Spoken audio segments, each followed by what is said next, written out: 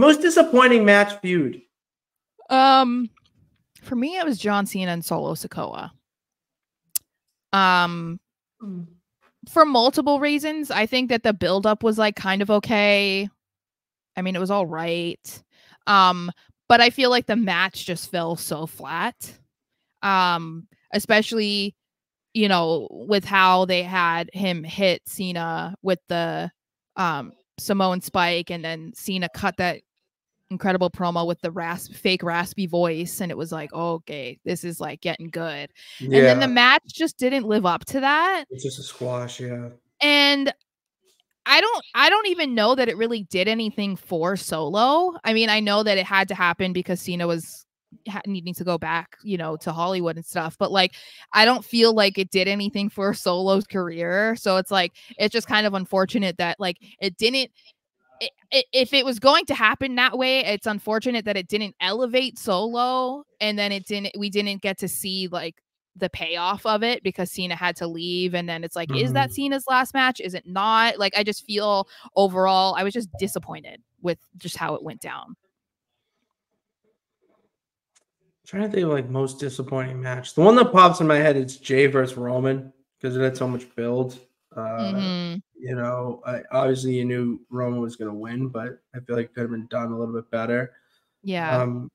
And you know, yeah, it threw a whole wrench into the bloodline, but I just trying to think of one that stands out. The Cena Solo, I really could have cared less. I hate to say it, but I really could have, which stinks. Yeah.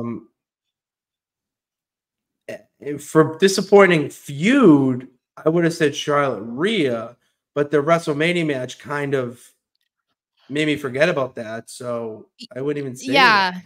Yeah, I mean, but I agree though. We even talked about how it was like they only spiced it up the like one Raw, I think, before Mania, where they got into a brawl, but that was it. Otherwise, it was like, okay, yeah, they had a fantastic match, but that buildup was weak. Oh, all right. Dickie's got me with my least favorite.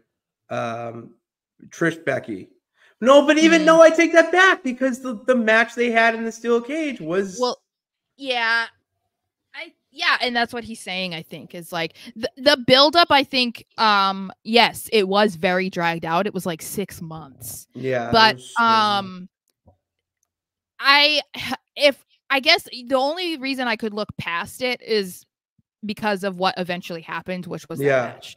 So if that all had to happen in order for us to get that match, then I guess I can't complain, you know, but I agree. That's mine. 100%. That's a good one too. That's mine. Not even close. And I think part of that is because of Cena's availability.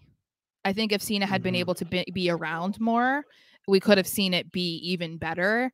And yeah, Theory, they just didn't know. And nothing with him. He was just, I beat John Cena at WrestleMania. It's like, cool. Yeah, it's like they've done a lot of people. Fandango pinned Jericho. Like that does nothing for your career if you pin a major superstar anymore.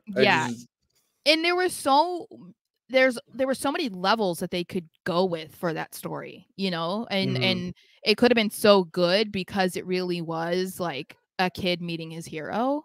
And so they could have like took advantage of that and like exploited it and made it even bigger than what it was, and they just didn't do it.